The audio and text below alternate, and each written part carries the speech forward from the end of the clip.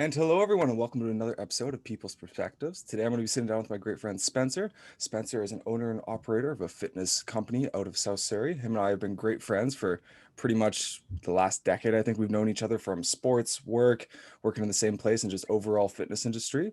And great guy, great knowledge, represents the fitness community very, very well. And without further ado, Spencer, thanks for coming on, man.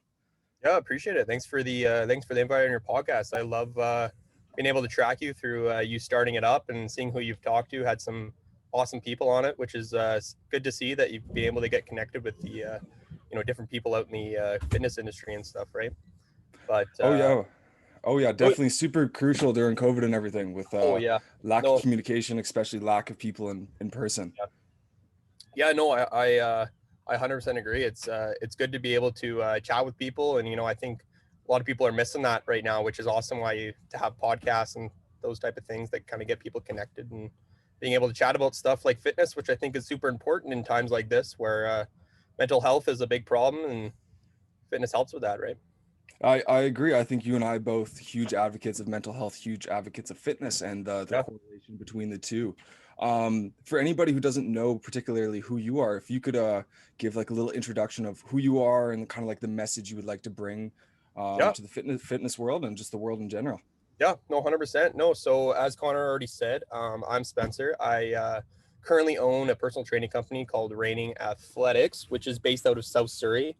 It's actually based out of the Magnum Nutraceuticals headquarters, is where the gym I rent my space out of. It's called Ollie Fitness.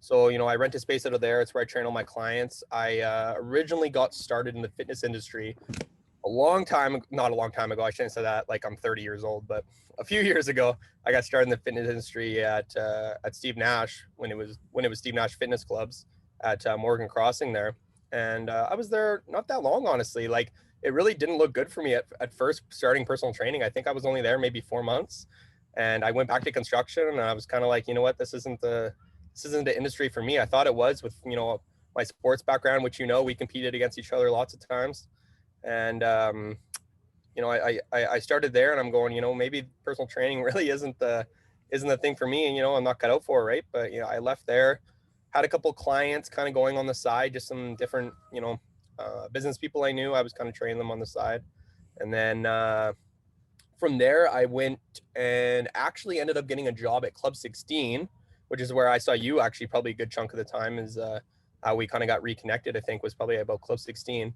And I actually got that job kind of partially by accident, by getting in trouble more than anything. I was trying to bring in my private clients into Club 16, and then the manager Taylor there, she stopped me, or not her, but someone at the front desk stopped me and was like, you're not allowed to bring your clients in. And I was like, well, can I pay you guys? Am I allowed to like pay you guys and bring my clients in maybe? And they're like, no. And then they're like, well, if you want a job though, you can have a job here. And I kind of went from there, and all of a sudden I kind of sparked a job, and I trained out of Club 16 for probably about 2 years. I'd say. I don't exactly know the timeline, but probably roughly 2 years. And then with COVID hitting and stuff, I was already kind of planning to run my own company eventually, but I had built enough of a client base to kind of get that going. And then COVID kind of gave me the kick in the butt to get it going. And from there, it kind of all just took off, which was amazing. I couldn't have asked for a better way for it to happen, to blossoming into my own company and being as successful as it has been, right? So it's been awesome. No, man, like totally, and definitely COVID's one of those times where it's not an easy time to start a business, Oh, like lack of resources in terms of space available, money in terms of people wanting to yeah, actually train and stuff like that. And which one thing that I think has been great in the yeah, fitness industry is people trying to start their own brands, their own companies and stuff like that. And so anybody out there who's thinking of, okay, maybe I want to give it a go, maybe this might not be the right time, stuff like that. Was there anything that yeah. you used or just like a message that you have in terms of, hey, maybe there's never going to be a great time, just go execute or something like that? No, I think you hit the head on the nail there. I think my biggest advice maybe is something that I didn't really follow at first, and I learned kind of down the road, is you got to give it time. Like I think time's the biggest thing. Is everyone tries to squeeze and get it done as fast as they can and start making a bunch of money. Which if something's going to work for you and something's going to be successful for you, it needs to needs to be done over a period of time, right? I just from different trainers that I know, I've seen them try to start their own business, and this isn't to toot my horn or anyone else's horn that has their own personal training company. It's just I see them go in, and it's like they quit a month later, and they never gave it time. They're like, oh, I couldn't get clients or anything, and I would say I was super super fortunate coming out of Club 16 and of developing a really good client base, and those clients came with me and supported my business, which I'm super thankful for now down the road, being where I'm at. And I think with having those clients support me, I think even from there, having to build new clients on top of that, it was just over time, word of mouth got out, who's the Spencer guy, and it all flowed from there. So I'd say, any entrepreneurial, not even just personal training, like anyone that wants to start their own business, you got to give it a bit of time. It's not going to spark right off the bat. I think that's probably my best advice I could really give to anyone wanting to do that, right?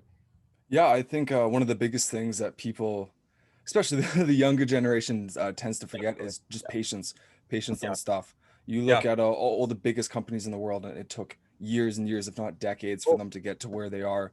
yeah. And one thing that you mentioned that I think is really cool is you had clients and stuff that supported you, and I'm assuming that came from you really caring about what you're trying to do and trying to build an actual connection with your You clients, have because to. I know sometimes trainers go in and be like, okay, we have 10 sessions, I'm going to put you through these 10 sessions, and Yeah. then we can assess at the end of that. But I know, especially working with you at Club 16, you were very hands-on, very very interested in the individual itself and Yeah. how you can make it progressive, uh make them progress over time. Yeah. um the the need to really be attached to what you like to do in order to have a business succeed. Yeah. Do you think that's probably one of the biggest things that you noticed that was successful for yourself, and then maybe Yeah. the downfall for certain individuals that were maybe just in it for the money or the looks or whatever that may be? I think that's definitely it. I think you gotta have a bit of that push, and that push to want to succeed in whatever you're trying to go after, right? And I think that's where a lot of people fall short, is that they see something they want to go try, and they try for it, but then they fail and they go, okay, well, I guess that's it, right? And you see these on all sorts of motivational podcasts and stuff, as people talking about, oh, you got to try again, try again.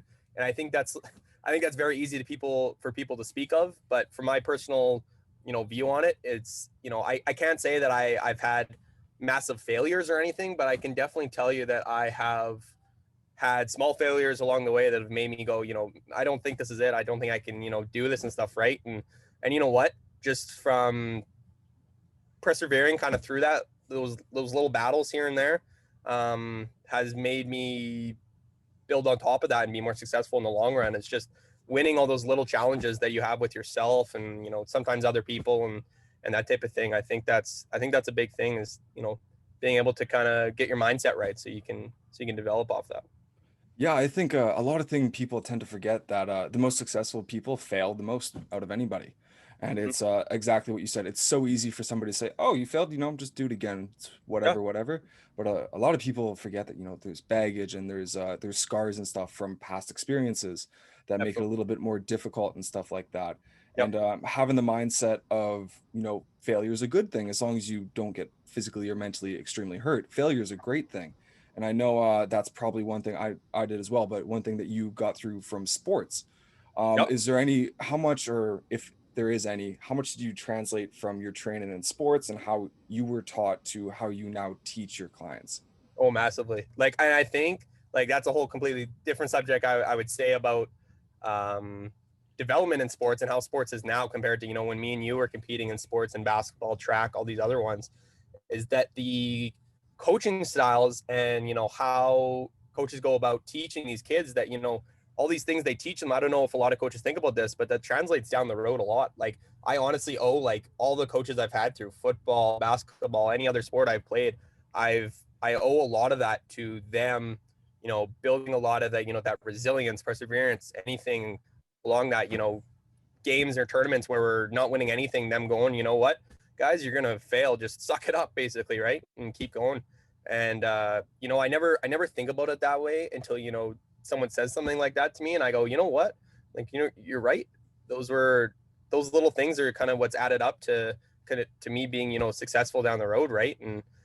sports have been a huge thing in my life. Like, we've competed against each other in a lot of sports. So we both kind of share those, those same similar characteristics of just the extra drive and push to want to succeed in different ways. Right. And I think sports I'm a big advocate for, kids joining sports, regardless of you think your kid's athletic or not. That's what sports are there for, is to help them build not only just physical tools, but mental tools down the road.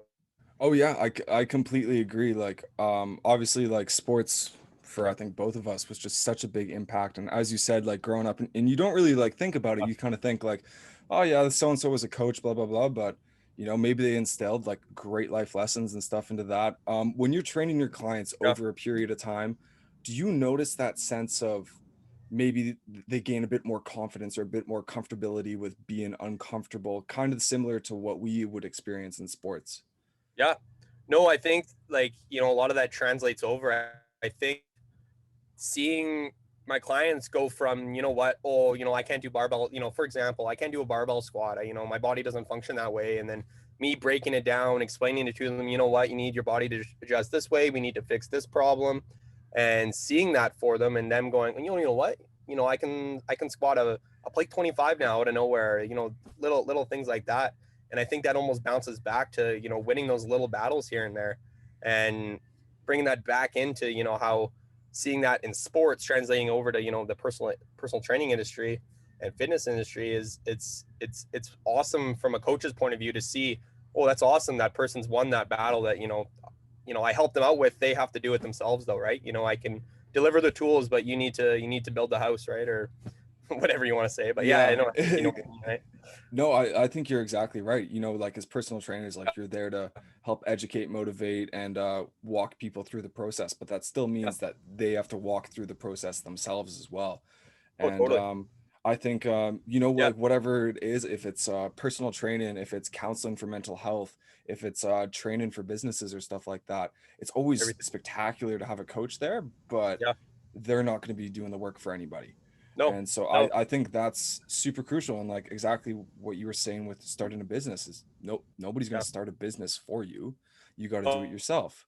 No. And you know what? Like, even just moving back into, having people that have mentored me, maybe not necessarily mentored me, but definitely helped me in a roundabout way build up my business and stuff. It's you need that support system, right? And I've been an only child my whole life, so I'm used to just doing everything myself. I don't rely on other people. And it's very, very important to, when you start things like this, don't try to front load yourself. You need a little bit of help on the back end too, so everything gets supported upright. So um it's definitely awesome,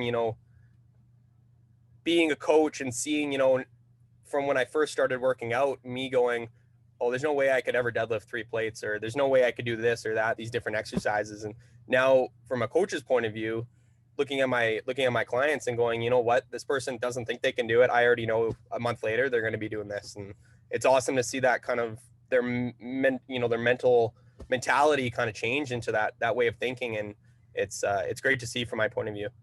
Oh yeah, and do you have any tips or tricks where somebody's maybe stuck in their mind saying, "Oh, I can't do this. This is impossible." Whatever, whatever. What's your process in maybe not trying to convince them, but trying to show Yeah. them that hey, maybe it is possible? Yeah. No, I think, from a client perspective, I'd say is the easiest way for me to kind of explain it. When I see my clients and they might be going, you know what, I can't do this or I can't do that, and it's making them kind of doubt themselves. And whatever exercise they're doing, I kind of explain to them, like, exactly what I had said, I think, when we began the podcast, is you got to give it some time. Rome wasn't built in a day. You're not going to be able to go from, doing this amount of weight right into doing this amount of weight right away. I kind of turn the tables on them a bit, and I try to put it back on them in terms of, explaining it maybe in their more point of view. It's the same thing.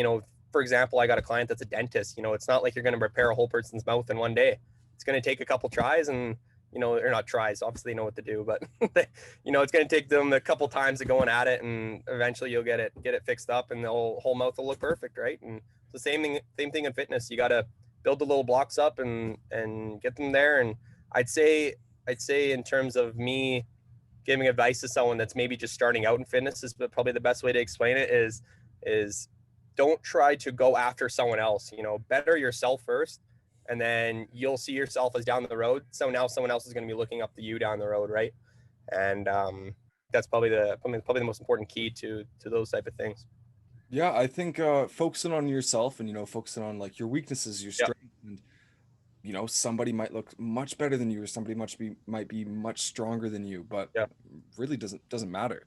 Like, it no, doesn't matter in the impact of you. And so I think realizing yourself and like realizing what you can bring and the potential, and realizing that you have potential in there that you might not even fully grasp, yeah, I think's a really great thing. And unfortunately, I think maybe that stuff sometimes the reason why people get held back from fitness. I know totally. it's always tough starting, and then you get people that maybe were doing great for like 2 or 3 years, got into like a bad car accident, or Yeah, maybe had a mental health crisis, and yeah, then kind of dropped out, and are now feeling like they have to start back from scratch again. yeah. And I know that's a really hard thing for people to do, is get that starting point and then the consistency, keeping that patience and stuff like that. Do you have any experience with any clients or anything, any 2 cents you'd give on that kind of, either starting from scratch again?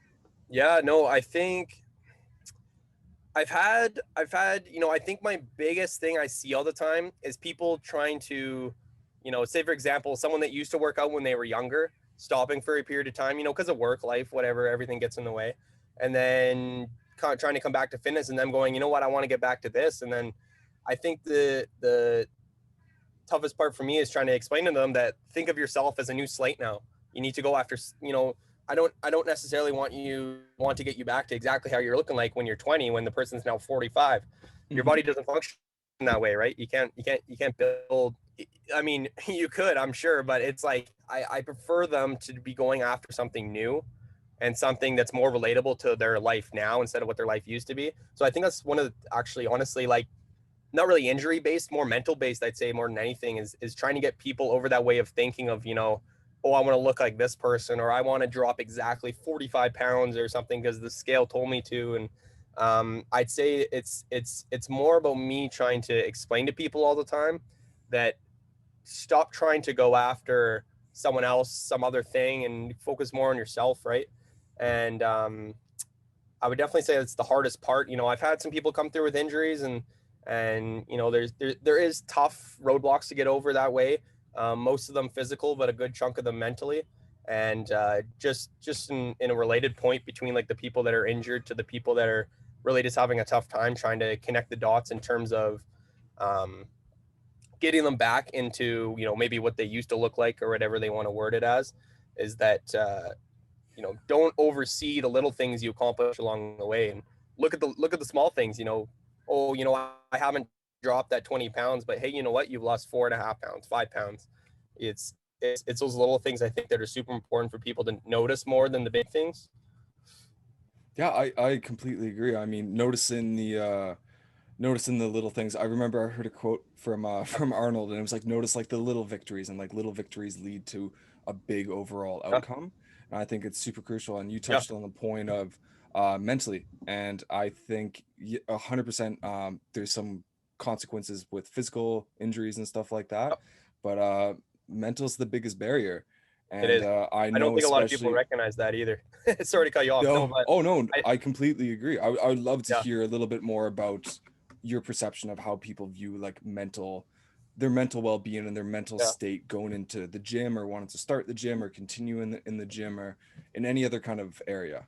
Yeah, no, I think honestly, my personal opinion is it's more the mental blocks that happen more than the physical blocks, I think. And the problem is when people see stuff, they can translate something that's in their way physically by seeing it more than they can in their head, where they go, the easy example is just if you're trying to go for a new 1 rep max, right? I mean, this is a really basic example, but even looking at it, I'd say 80% of the time when people fail, it's not because they physically couldn't lift the weight, it's that they mentally couldn't get themselves focused on lifting that weight and thinking, I can lift that or something, right? And translating that into a bigger thing is what I kind of just touched on previously, is that, you know, people come to me and they go, hey, you know what, Spencer, I want to lose 40 pounds, or I want to lose X amount of weight, or gain 20 pounds of muscle. And I go, that's awesome. That's great. You told me that. We're not going to do any of that. You know what? I'm going to show you this way you're going to do it, and it's going to be a lot better for you. And then, a couple months later they go, I'm glad I listened to you, and not just going based off, old ideology and, in fitness, where it's all about the weight. I have no problem with people focusing on weight, but they need to break it down more efficiently and going, what, I think you need to drop this amount of body fat percentage, gain this amount of muscle mass, different types of things like that. But that all translates back into more of a mental focus on those things like that.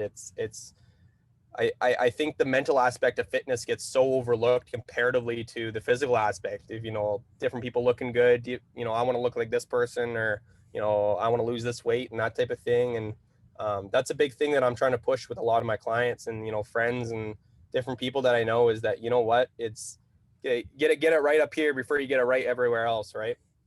I think, yeah, that's exactly it. And I think definitely from sports, that's one thing I think we both picked up on is, Yeah, you could be the best athlete in the world. You could be LeBron totally. James, Michael Jordan, doesn't matter. But if you're not mentally there, you're not performing. No, And although those are extreme cases, it transfers to everything, in my opinion. Like, if you show up to work in a horrible mood, you're not going to be as productive. If you show up into the gym thinking you're not going to do as well in the gym, you're not going to do as well in the yeah, gym. And I think, like, you can be as big, as strong as you want to be, but if you're not mentally there, you're not clocking in, no, and you're definitely not putting in that work. And it's too bad, because I know fitness is one of those things that helps out with mental health. totally. And I know we've both experienced, either with friends, family, or ourselves, where we've had some issues with like mental health and stuff like that. And Yeah. it's hard sometimes getting back in there when everything's like not so great. Do you have any like experience or any kind of advice on somebody who's maybe, you know motivated but just can't put the first couple steps forward? Yeah, no, I'd say my best piece of advice, and this isn't a business pitch to anyone, but reach out to people. Maybe not necessarily me, but literally anyone around you that can get your foot into the door, even into fitness, even into nutrition, whatever you are trying to go after.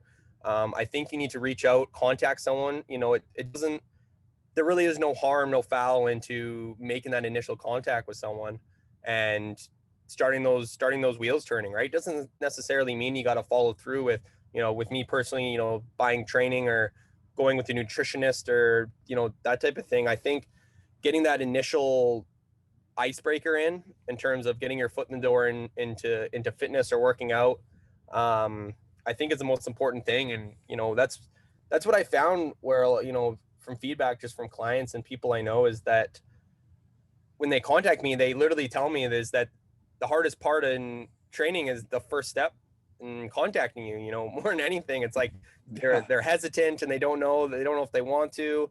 And my biggest, I wouldn't call it a pet peeve, but my biggest thing is when people come to me and they go, hey, you know what, Spencer, I really want to train, but I just can't afford it. And I totally understand, not everyone can buy personal training. That's not what I'm trying to get at. But then, you go see them going out to Cactus Club 3 or 4 times a week, and you go, you know what, it's priorities more than anything, right? And I think that's why I always try to tell people, you know, literally just send me a message, ask you, hey, you know what, Spencer, I'm getting into fitness. What should I do? That I'm not here to, I'm here to make people's lives better. I'm not here to suck money out of people and go, hey, you know what, I'll message you back, but you got to send me $20. And then, then I'll give you some advice, right? That's just ridiculous. And you know what, there is trainers out there that are like that, but, between me and, other people I'm surrounded with, like you and different trainers I know, it there really is no harm in just reaching out, contacting, asking the question. And I think that's usually the hardest part with people, is just the starting blocks, right? Yeah, that's exactly it. It's the two things there that you touched on that I think are extremely crucial are, is, like, reach out to people, like, Yeah, have positive impacts, have positive influences around you. Like, if you're in a yeah, bad mood, and, like, not to offend anybody or anything, but if you're in a bad mood and you're listening to sad music and watching sad movies and stuff like that all day, you're yeah, you're probably gonna remain sad. But yeah. if you What do you think's gonna reach happen? out, yeah, reach out to a personal trainer, and Yeah, or reach out to somebody who can give you a little bit of motivation and stuff like yeah, that, that's what you're going to be surrounded with now, and that's probably going to rub off on you. And then Totally. it gets into just like executing. Like you have, yet again, nobody's going to start a business for you. Nobody's going to reach out and message you, Yep. most likely, unless you message them first. Yep. There's so many people out here, especially in the fitness industry in our area, that would love to help. So Yeah. many people are out there and there's so many resources, and it's scary, but I think just reaching out is one of those things that you definitely have to do. Yeah. No, I think you overviewed it really nicely there. I think it's a lot of the times it's just that initial contact and that icebreaker. You know, it's literally like asking someone out on a date. You need you Hmm. need to break that ice first, and then everything flows from there. It's just that initial icebreaker that's always the problem with people, right? And you know, I've just from feedback from clients is they've always told me, they said, you know what, I hesitated reaching out to you. You know, I'm not in the best shape. And then I go, well, you know what, I'm here to put you in shape. I'm not here to, you know, build off of already painted canvas. I'm here to paint a new canvas for you, right? And it's definitely one of the biggest things that I've seen people struggle with is the initial contact. So that's why I'm a big person. Like in terms of, you know, when I'm at gyms, I go out and I reach out to people and I tell them, you know what, I'm not here trying to get you in to buy training, but come by for a consultation with me. I'll help you out, show you what you need to do, and go from there. You decide what you want to do after, right? I'm here to help people, right? So it's a tough thing, and you know, it's easier said than done. I understand that. You know, it seems like second nature for guys like me and you, and women as well, that just to go to the gym every day and stuff like that, for a lot of people it's very hard to get there. And it's the biggest key thing I could think of is just, like we've said, just reach out to someone. It's definitely easier said than done, but it's the best advice I can deliver, probably.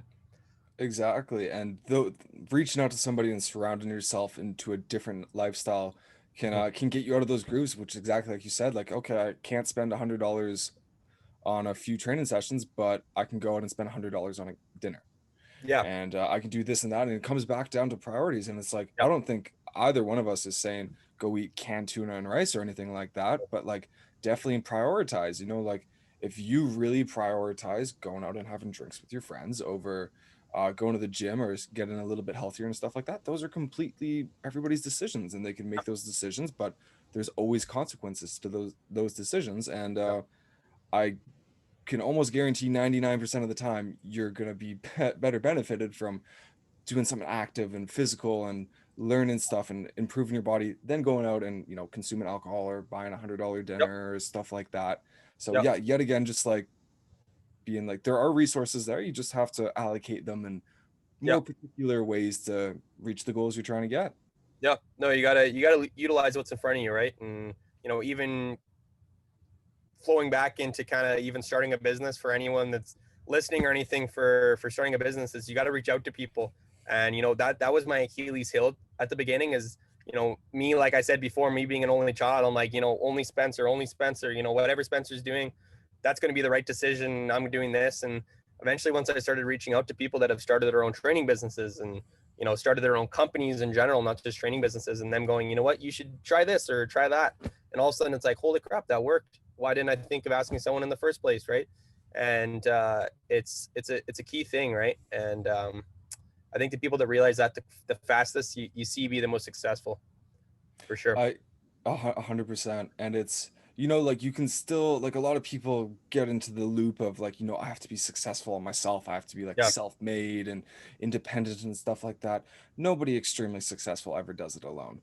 And I No. think it can still be your company, it can still be your business. Like for you, you still have your own business, but you Yeah. had mentors, you had people you Totally. reached out to that you're no less of a man to walk through a door if somebody's opening it up for you. Yeah. And if that's going to help propel you more, why not do that?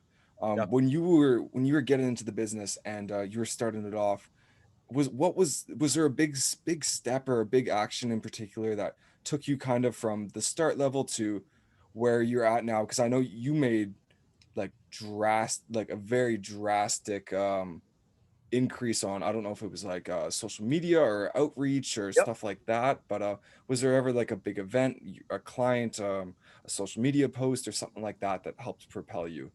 Yeah. I think, you know, in terms of my training business, I think when I made the move, I used to work at a small studio in South Surrey. Hmm. Um, called Groundwork Athletics, actually, I should say. So they get a little bit of advertising, but they're where I originally started training, and they were awesome studio, great size. For any new trainers, awesome place. But then I made the switch over to All Elite Fitness in South Surrey still, and I think that was, I would say a risky jump for me at that time because, I was making like in terms of clients and stuff like that, like I was doing okay for myself. But jumping to there, my rent is now going up by, X amount of dollars. And I'm going, what now? What am I going to do? I only have these amount of clients, but that was, me thinking inside the box. And I talked to a mentor of mine, and, he goes, well, why don't you just get 2 new clients? And I go, oh, I don't know why I never thought of it that way. You know what? It's such simplistic thinking. And I'd say when I made that switch from gym to the bigger gym, that was my biggest jump I had made in terms of my own personal business is moving to that gym, because it was a bigger money gamble for me. It's also the gamble that if I lose a couple clients, I now can't afford my rent anymore, because the other gym I was just paying per client. So it really, if I dropped some clients, it really didn't affect me that much. Um, but I would say when I jumped from that gym, it was the biggest, not, I wouldn't say it was a gamble, but I'd say it was one of the scarier things, but the best thing I did, because as soon as I moved to that new gym, it kind of gave me that weird push to go, okay, I got this bigger, thing underneath me where it's like, I have to be able to afford this, whatever, rent and all these other things, insurance and all that for my personal training business. And I'm going, well, what do I have to do to be able to afford that now? Because now I also got bills on the side. Just not just my training business. I got cell phone bills and house bills and all these other things. And when I talked to the mentor I was talking about, he went, well, just allocate to clients and go, what, this client takes care of this client takes care of this. And I was so stressed out, and it was crazy how relieved I felt after I had that chat with him, and he broke it down like that to me. And I went, you know what? It's crazy how much people overthink things until it's broken down in front of them. And they go, you know what? That's so easy. I don't know why I never thought of it that way. Right. And, going into what you kind of asked me in terms of that biggest push. And I think when I started branching myself out, and, I was already kind of represented on social media, I'd say a little bit, but not too much. When I started pushing the social media bit, I wouldn't say that was the big moneymaker or anything like that. It definitely wasn't the biggest, because I honestly, I'll be straight up, I've maybe gotten 2 of my clients out of all my clients I've ever had off social media. Like, it's just it. I don't know if different trainers see it differently than I do. I don't use social media to get clients. I use social media to get recognition, I'd say. You know what? And there's different people I've talked to, and different people I've seen along the way where they go, are you're Spencer, Reigning Athletics, right? And I go, who the heck are you? Like, I've never met you in my life. And they go, well, I've seen your training page before. And, it feels good at the same time, but I would say that push in terms of trying to get that recognition in the community in South Surrey, White Rock, even pushing up to, Fleetwood, North Surrey kind of area too, is the biggest thing. But in terms of really getting my business bigger, definitely the word of mouth from clients, like them talking to people they know and stuff like that. Because I'd say for any trainer that needs advice on getting clients, is talk to your clients, because they're walking, talking billboards for you. Yeah. And it's easy. It's as easy as basically saying to them one session, hey, you got any friends that are looking for training? And all you gotta do is spark the conversation. And that's all it took for me. And all of a sudden, once I started saying that, I doubled my client base in like a month. And all of a sudden my business went to a whole new level I wasn't even, expecting. Right. And it goes back to the, just asking the question, like, Yep. hey, do you have any friends that want to? And Yeah. let's say you have 10 clients and even one says yes. Well, shit, that's a 10% increase in your business. It is. And like, that's, yeah, I completely agree. And one thing I think is like really cool with the social media is what you're doing is like, obviously, like, you're going to charge people for personal training sessions, but social media, you can put some stuff out there for free that, Yep. people, it can help people come up to you in the gym and say, hey, I know you from Instagram, or I saw your Yep. video and I tried your workout, or this and that. I think that's really cool. I know some people use social media as like just try to be a money making tool and stuff like that, but like exactly what you Yep. said, like recognition, like, hey, like, this is who I am, this is what I'm about. If you like me, cool. If you don't like me, whatever. It doesn't really matter to me. I'm just Yeah. out here trying to show people who I am as a person. Yeah. I was just gonna say, sorry, it's a little laggy. So sometimes it's like your mouth isn't moving, but then you're talking at the same time. So um, I'd say in terms of social media, it sounds really redundant, and I think everyone that's on social media has read this or seen this, but it's like you got to be so true to yourself on there, because there's so many people that utilize social media in, you know, the wrong way, or maybe their right way but the wrong reasons, maybe possibly. And you got to be true to yourself on there. Like, you know what, I don't know, you know, whoever's watching this or sees this, and if they've been on my Instagram, but you know, I post some stuff on there that a lot of people go like, why the heck are you posting that? I'm like, I don't know, just cool photo. Why does it matter? Yeah, You know, why not? I think why it's not, fun. right? It's is that type of thing where people go, oh, you know what, I can only post this photo because I look the best in it or something like that. You know what? I take one photo and I put it up on my story. I'm like, yeah, that's good. People will get the point. You know, that's kind of how I see it. And I think social media is a very amazing, awesome tool to utilize if it's utilized in the correct way. And I think that a lot of people, and you know, I see all these new fitness accounts starting up on Instagram and that type of thing, and I think it's awesome. I think those are great for anyone. You know, on a side note, a side tangent, I think anyone getting started at the gym, although it is a tough thing because you're very new to the gym, recording yourself at the gym is an awesome tool. I honestly, I've always said this to like new clients, anyone that talks to me in the gym or anything. I say, doesn't mean you have to post it, but record videos of you doing exercises. And when you get home, you know, you use it to, you know, break down your exercise. Well, maybe I could be trying this better. And, you know, I've had some people, you know, along the way is record exercises they're doing and message it to me. And I go, hey, you know what? You need to, you know, your hip hinging pattern doesn't look right. Maybe try doing this cue or that cue, and little things like that. And translating that back into what I kind of started to talk about in terms of, you know, people utilizing these fitness accounts now is, I think they're an all better, you know, maybe other people if they watch them, but better yourself too, right? That's literally how my whole Instagram started, was me just, hey, you know what? I'm really into fitness. I want to try posting some of these workouts and see if people like them, and, you know, branching out to people. And all of a sudden it's crazy the little network you can kind of build from that, right? Yeah, It's awesome. I think it's great. And I mean, like Yeah. I've definitely like met people through our fitness community who might even like live in the area, but met them through social media because Yeah. they reached out on a post that I posted, or I reached out on a post that they posted and stuff like that. Yeah. And you know you touched on a great point in the sense of you would just do something and post it. you Yeah. know it doesn't have to be perfect. Like it's not trying to be an IMAX movie or anything. Oh, It's I just have a message and I'm just trying to get this across. And if you appreciate it, you appreciate it, and if you don't, you don't. And yeah. I think that's great. I think a lot of people, especially with like fitness accounts and stuff like that, are are scared to post stuff because they think, Yeah. oh, I don't look good in this photo, or oh, this is not enough weight to be impressive, or something like Yeah. that. And I think, like, not everybody needs a social media account for fitness, but No. exactly what you said, if you just record stuff, you have a bank of your improvements and stuff like that. And like, Yeah. I know I don't do it a lot, but I could look back at like videos and photos from like 3 years ago of me in the gym, Yep. and just being like, oh wow, like I see the progress that I've had, or Yeah. areas in which I've improved in. And like, for people posting stuff on social media, if it's a business and your social media is your business, I get that. But if it's just for fun, or if it's just for stuff being posted on social media, you can post whatever you want to post. If somebody Yeah. doesn't like it, somebody's not going to like it, and who Yeah. cares?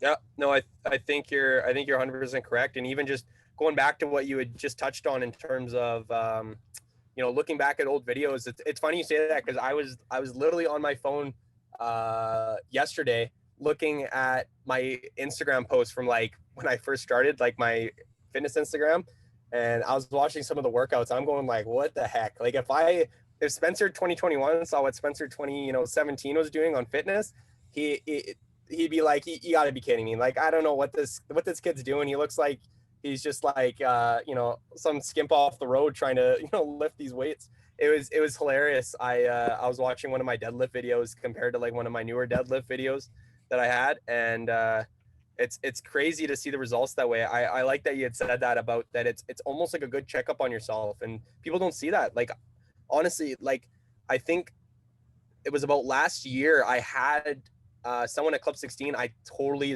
escapes me who the name was. That it's I think it's someone we both know, but someone came up to me in the gym like, "Holy crap, Spencer, you've gotten really big, like bigger than I remember." I'm like, "What are you talking?" I've looked the same for the past like 6 years. I don't look any bigger in high school.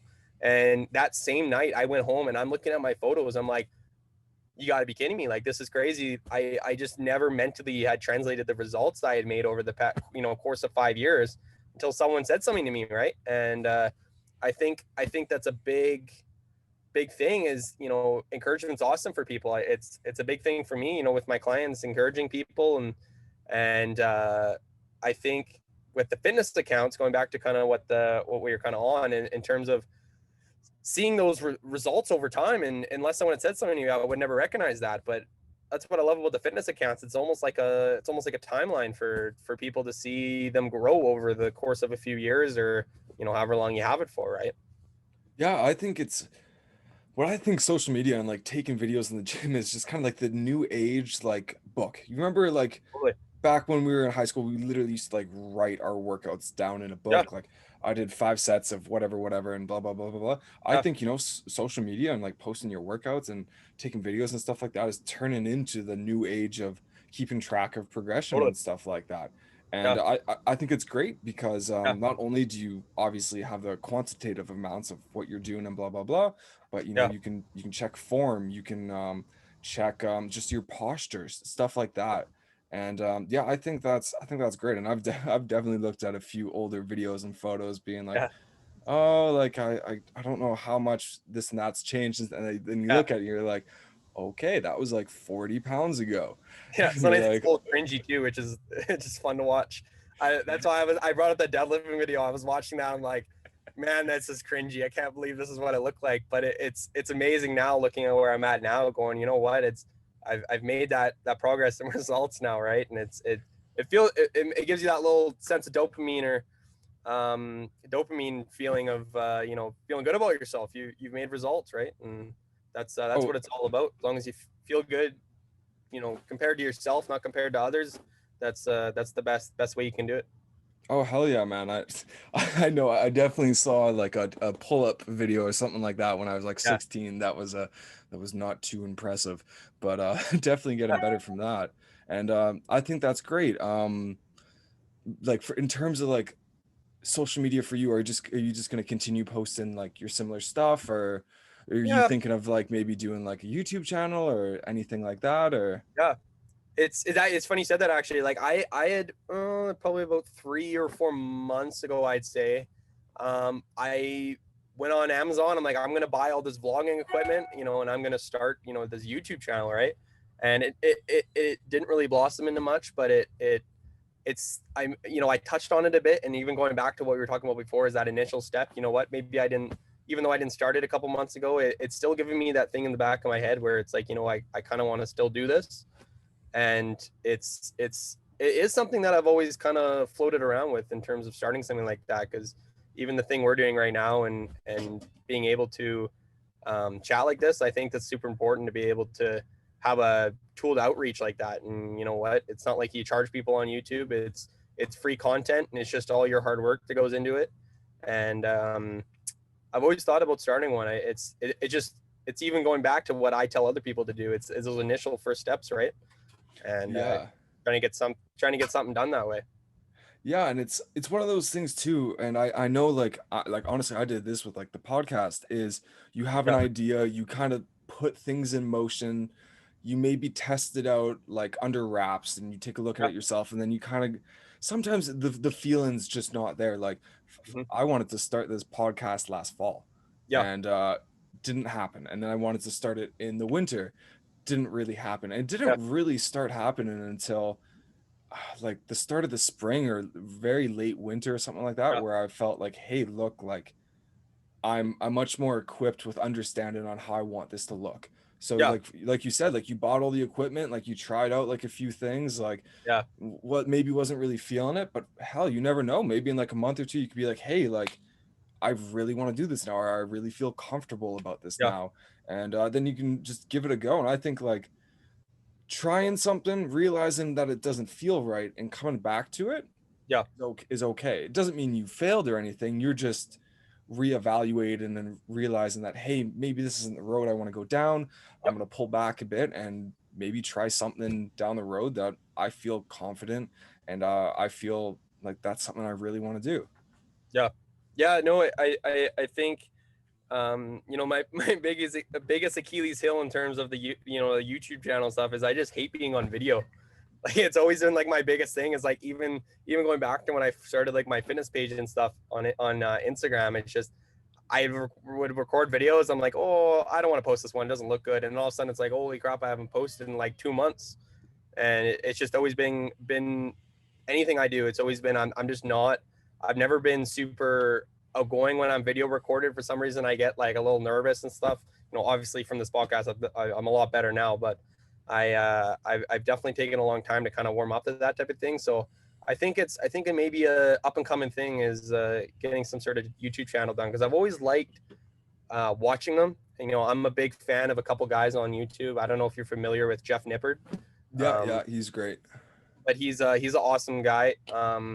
And I've always kind of centered my fitness around his kind of style in terms of what he puts out to people, right? And I've always thought of doing a page kind of like that, where it's almost like, he has his workout breakdowns, but he also has these times when he sits down and just talks to people for 30 minutes about, bicep anatomy. Maybe that's pretty boring, but for exactly something more interesting, right? And I think something like that definitely would be something in the works for the future. 100%. Yeah, I that's great. I know somebody this year, it was Eric Dunno, like literally Yeah. just started I think this year just started posting like 20-minute videos of him just Yeah. sitting down in front of a camera and just talking. And like, to touch on what you said about being in front of the camera, that was definitely like something that I had to battle with as well. Like Yeah. being on camera is a very scary thing. It is. And especially trying to be, an open version of yourself and trying to perform a task and Yeah. all that. Like, it's not easy on camera, but I could definitely say, like, for anybody like wanting to get into it, like, give it a go. Because like, although like I don't do this as much as I would like to, just from Yeah. like work and everything, like Yeah. I love making videos and I love editing videos and stuff like that. And if the biggest thing I can say is, if anybody's worried about trying to get in front of a video, um just do it. And if people don't like what you post, who cares? It's 100%. No, it's true. And It's yeah, just if if people don't like it, then don't look at it, is what I've always told people. I've had, even going, I think I made a little comment about it, is people sending me messages like, why the heck did you post that on my Instagram? And I go, hey, you know what? If you don't want to see it, then unfollow me. You go for it. It's not going to bother me. I'm going to carry on with my day, and it is what it is, right? exactly. If you ask any of my clients, my favorite line is, it is what it is. I say that probably every 10 seconds when I'm training, because they go, you know what? I can't bench press this today. I go, you know what? It is what it is. Move on from it. Who cares? It's not going to adversely affect you. It's a little small roadblock that you didn't get over today, but hey, you know what? You accomplished 45 other things. So who cares about this one small thing, right? I agree. And honestly, that's like something I say consistently as well. Like, Yeah. be self-aware of the situation. Like, it is what it is. Like, Yeah. something happens, like, cool, let's move on from that. Like, it Yeah. happened. And like, people reaching out on social media and being like, why the hell you do this? Okay, why the hell you spend 30 seconds out of your day to make a comment that doesn't impact anything? Yeah. And it's just That's it. realizing, Yeah. just who cares? Like, it is what it is. Yeah. Like, exactly what you said. And Yeah. I think that's great, man. And Yeah. like, just wrapping all this up, like, if you Yeah. do you have any like any like advice or any words of wisdom, people maybe on the fence of starting to get back into the fitness industry or starting their own company, or just anything, yet again, like that little push, any like life experience or any motivational things you have to say towards that? Yeah, I'd say, a few things for sure is, just touching on all the points we've kind of gone over and stuff like that, starting with the first one is just give yourself some time. Don't try to rush anything and let stuff develop on its own. Don't try to force things. I was at the very beginning of like, even just me starting my business and stuff like that, is I tried to force so many things and then it wouldn't work out. And I'd go, oh, why didn't this work? Or why couldn't I do this? And I go, you know what? Maybe if I slow it down a bit, maybe this will work a little better. And hey, you know what? It worked, right? So, just give yourself some time. Don't rush into things, right? And I think that's definitely my biggest advice, even though it's probably said over and over with different people in terms of giving advice. It's funny. The more people that say it, the more it should really hit people home with it, is that it's important, right? But I'd say the other one is the other thing we had kind of touched on in terms of just reaching out and communicating with people. I think that's the biggest but most underutilized tool is communication. Just talking with people, having the ability to listen with open ears, and you know what, just because someone gives you advice doesn't mean you have to take it, but maybe you can spin that advice into something that works for you, right?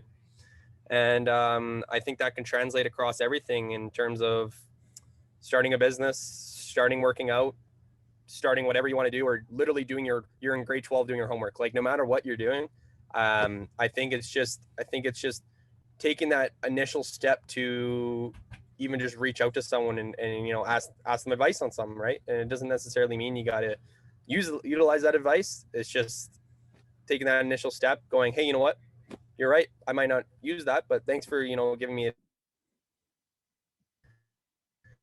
is. And the biggest thing is everyone wants to give you their 2 cents, which I've learned along the way. Everyone wants to give you some sense of advice all the time, and eventually down the road I started to kind of build almost a bit of a filter more than anything, right? Are you able to hear me still? Because my Yeah, network's okay, cuts good. out a little bit, but we're still all good. Okay, yeah. So it's just being able to reach out to people and communicate effectively is huge, and I think it's a tool that's not built into people's heads that much in terms of being successful in whatever profession you try. Doesn't matter if you're running a business or managing a business or being having a low down job. Doesn't matter what you're doing. If you can communicate efficiently, you're gonna do way better than the people that might have got straight A's in high school. But if you can't chat with people and make effective communication, it's never gonna help you down the road, right? Um, but other than that, I think the reason it's said over and over again is that it works, right? Exactly. And I like patience and execution. Be Yeah, patient for things, and then when it's time to execute, you just gotta execute.